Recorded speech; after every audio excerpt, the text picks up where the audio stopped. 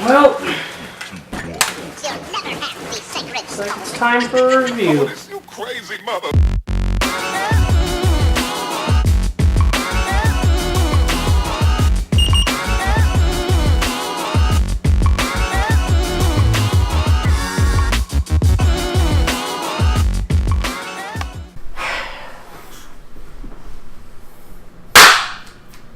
Alright, what's up guys? Trail Chasers here.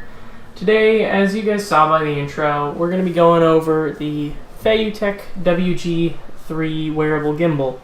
I'm assuming if you clicked on this video, you already know what this thing is, but if you don't, all you really need to know is it just makes really smooth footage like this.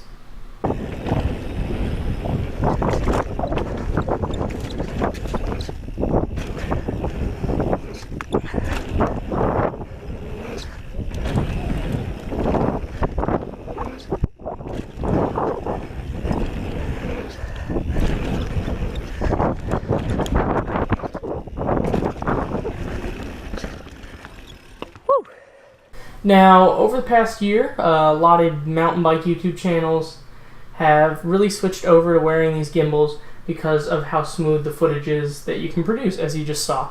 This is the cheapest one on option at about $170 at this time, I believe, on Amazon.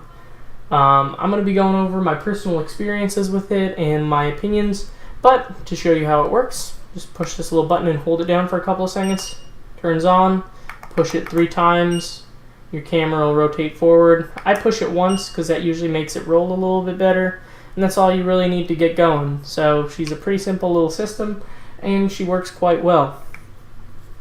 Now, as far as my personal experiences with this, first and foremost, I want to go over durability and the build quality of it. So I've had mine for 5 months now. I got it in December, and I've used it pretty much every ride ever since. It's seen its fair share of spills, and other than a couple of issues, it's been perfectly fine and durable. I've used this in wet conditions, muddy conditions, and I haven't really worried about it at all. Is it a text message? It is. I'll get to that later. So I am missing a screw from here. It came out, I don't know how. It's just gone. So that's a bit concerning, but I have more that I got with a mounting bracket for my SJ5000. Other than that missing screw, I have had to take this apart before, because what can happen is if this over-rotates, the wire can actually tear itself out, and when it does that, you just have to pop it open and put the wire back in, and she'll work just fine. What happened once, well, a few times I've had it, it'll come out and then just goes until you shut it off.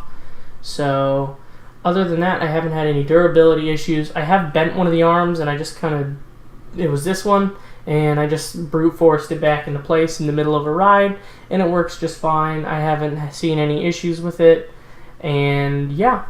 I have heard that these can get off axis and off tilt like this, or that can only be fixed by the manufacturer. That hasn't happened to mine yet, but it does seem to happen to pretty much every model out there, whether it's a Feiyu, whether it's those Z1 riders or whatever they are, and the Evo gimbals. I've heard of it happening too.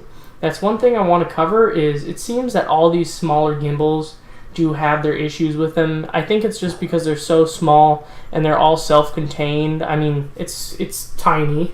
It's very small, very compact. You're definitely going to run into some issues with it. I've been pretty lucky with mine and haven't really run into any technological issues, and I doubt I'd know how to fix them if they did arise. I haven't had to contact the warranty yet, which I'm pretty thankful for, but I have heard that the warranty can be a bit iffy on these things. Anyways, aside from that, the build quality on this is pretty nice. It's full aluminum, although I will say that the screws that go in to hold the camera are not the best, and they do strip easily, so you want to be really careful about that. I have had to order a new plate for it and some new mounting screws and stuff because I did strip those out. So just be really wary of that, because it can and it will eventually happen. So as far as stabilization goes, it does a really good job, as you can see with the videos. It's not perfectly smooth. There's still some chatter in it. And if you notice other YouTube videos, they don't really have that chatter like mine does. I actually kind of like that because I feel it adds a little bit more realism to the videos.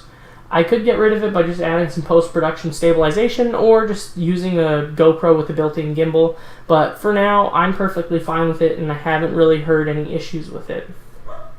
Now, one thing that I notice in all my videos when I use this is there is a little squeak.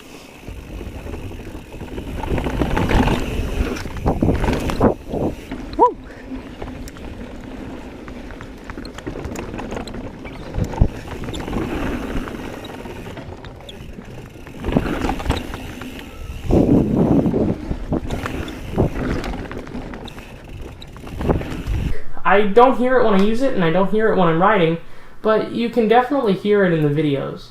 I've looked into it, but I can't really find if it's on the bike, or on me, or on the little Feiyu tech.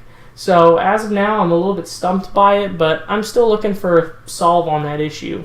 Now, as far as pricing goes, this is definitely the cheapest gimbal out there, yet it's still not cheap. It's $170 for something that just holds your camera, really.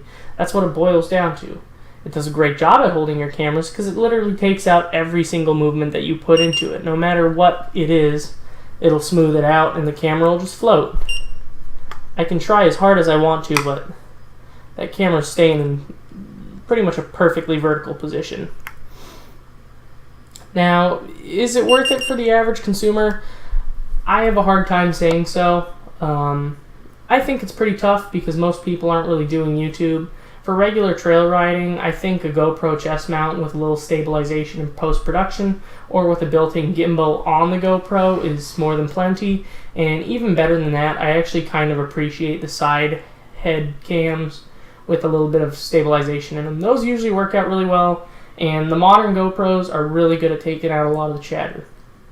Now, for somebody that likes to do this for YouTube like me, I think in this day and age it's pretty much a necessity for a lot of these channels. There are channels that do a really good job without the gimbals, like Jordan Boostmaster. He does a really great job because he uses the head mount and he gets some really nice smooth footage that way. But for a lot of people that do like chest mounts because you get the bars, which adds a little bit more of a actually there and riding in person feel to it, I think the gimbal's a really great option, especially this one. For the price, I haven't found any reasons to complain. The battery life has been phenomenal on this. It comes with 2 sets, so you get these batteries. You can get them pretty cheap if you do ever need new ones. I haven't ordered any yet because the batteries do last quite a while. One of these gimbal packs usually lasts me around 2 to 3 GoPro battery packs. So I rarely ever have to change my gimbal batteries when I'm riding. I actually haven't changed my gimbal batteries in my past 2 or 3 rides at Duty Hill, which have both been probably an hour or so. But other than that, there's not much to say about this thing. It works and it takes great footage. It's been a huge part to my channel in helping it grow, and I'm sure it will continue to be a big part of my channel in helping me grow. But other than that, that's all I really got to say about it. It's solid, it's cheap, and there's a few quirks to it and things that need to be worked out. But for me, I've quite frankly really enjoyed using this kit. It's a bit cumbersome and a bit heavy at first, but I've really gotten used to it and barely notice it's there anymore. I haven't really worried about it or babied it. I've hit a couple of trees with it on, I've ridden in mud and storms, but it's held up just fine. I'd be more worried about the GoPro camera, honestly. Anyways, this has been Trail Chasers. If you guys could, please hit that subscribe button. It helps me out tremendously to make more videos for you guys that watch my videos. Anyways, this has been Trail Chasers. I'll catch you guys on the trails. Bye-bye.